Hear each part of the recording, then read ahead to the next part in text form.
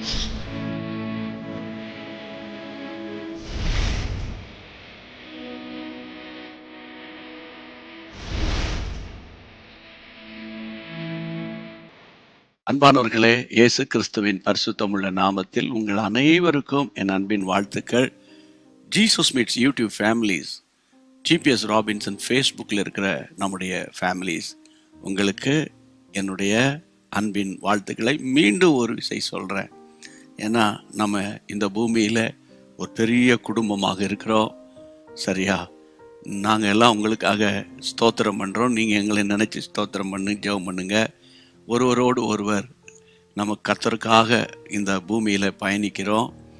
அதிலும் ஒவ்வொரு நாளும் அனுதினமும் ஆவியானவரோடு என்ற ஒரு டாப்பிக்கில் ஆண்டவர் அன்னன்னைக்குரிய உணவை நமக்கு கொடுத்து நம்மை உருவாக்கி கொண்டே வருகிறார். இன்றைக்குரிய அந்த பரலோக உணவு என்ன வாசிக்கிறேன். அப்போஸ்தலனாகிய யோவான் எழுதின 3ஆம் நிருபம், வாசிக்க வேண்டிய வசனம் 3ஆம் வசனம். சகோதரர் வந்து, நீ சத்தியத்தில் நடந்து கொள்ளுகிறாய் என்று உன்னுடைய உண்மையை குறித்து சாட்சி கொடுத்த போது மிகவும் சந்தோஷப்பட்டேன். கர்த்தருடைய பிள்ளைகளே, அப்போஸ்தலனாகிய யோவான் சொல்லுகிறார் அருமையான ஒரு வார்த்தை. சகோதரர் வந்து, நீ சத்தியத்தில் நடந்து கொள்ளுகிறாய், சத்தியத்தில் நடந்து கொள்ளுகிறாய்.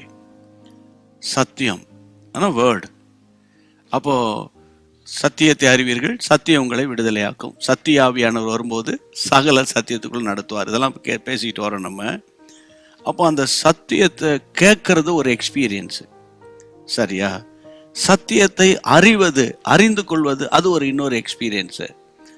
அதையும் தாண்டி சத்தியத்துக்குள்ள நடக்கிறோம் பாருங்க. உதாரணமா, ரட்சிப்பு என்றால் என்னன்னு தெரியாமல் இருந்தோம். சால்வேஷன் என்பது அது ஒரு சத்தியம். மனம் திரும்புதல், baptism, anointing of the Holy Spirit, இதெல்லாம் ஒவ்வொரு சத்தியங்கள். இதெல்லாம் ஒரு காலத்தில் நமக்கு தெரியாமல் இருந்தோம், கிடைக்க வாய்ப்பு இல்லாமல் இருந்தோம், சந்தர்ப்பம் இல்லாமல் இருந்தோம்.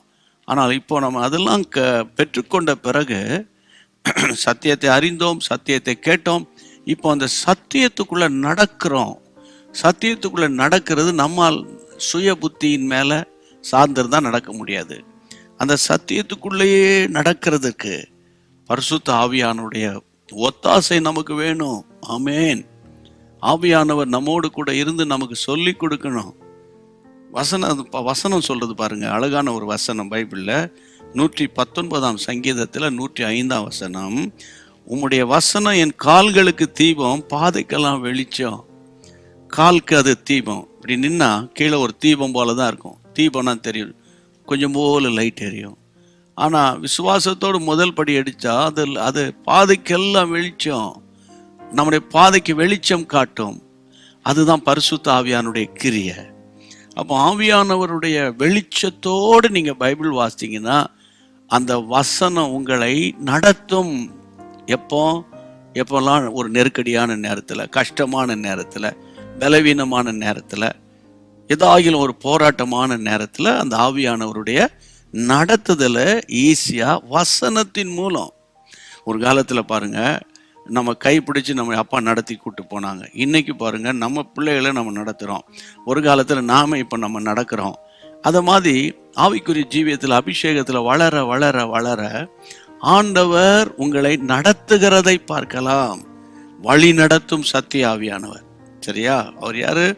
வழி நடத்தும் சத்திய ஆவியானவர்.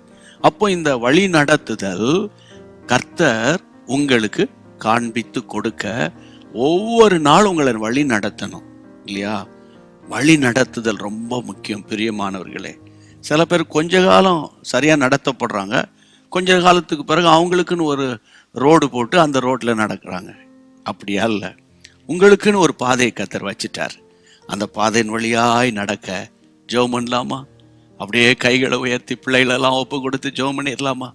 எங்கள் பரிசுத்த பிதாவே, ஐயா, ஆண்டவரே, கர்த்தாவே, இந்த வழியில நடவுங்கள், வழி இதுவே, இதில் நடவுங்கள் என்ற சத்தம் ஒவ்வொரு நாளும் உடைய பிள்ளைகளுக்குள்ள கேட்கட்டும் அப்பா. ஆண்டவரே, உமக்கு ஸ்தோத்திரம், ஸ்தோத்திரம், ஸ்தோத்திரம். சத்தியத்தில் நடக்கிறது எவ்வளோ பாக்கியம். உங்களுடைய பிள்ளைகளுக்கு அந்த மாதிரி ஒரு கிருபையை அளவில்லாமல் கொடுங்க. இன்னைக்கு உங்களுடைய பிள்ளைங்களுடைய இருதயத்தில் என்ன கன்ஃபியூஷன் இருக்குதோ, என்ன ஏதோ ஒரு டென்ஷனாக இருக்காங்களா, ஒரு ஸ்ட்ரெஸ் இருக்கா, இயேசுவின் நாமத்தில் அது நீங்குவதாக. ஒரு நாள் முழுவதும் இன்பமாய் நடத்துங்க.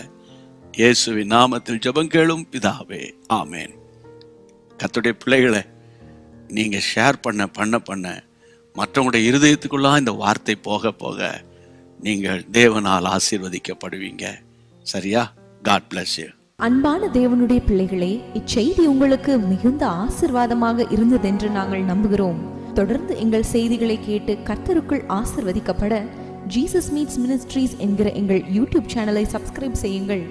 மேலும் உங்கள் ஜெப உதவிக்கு எங்களோடு நீங்கள் தொடர்பு கொள்ள வேண்டிய தொலைபேசி எண் 9842252836 மற்றும் 7299546363.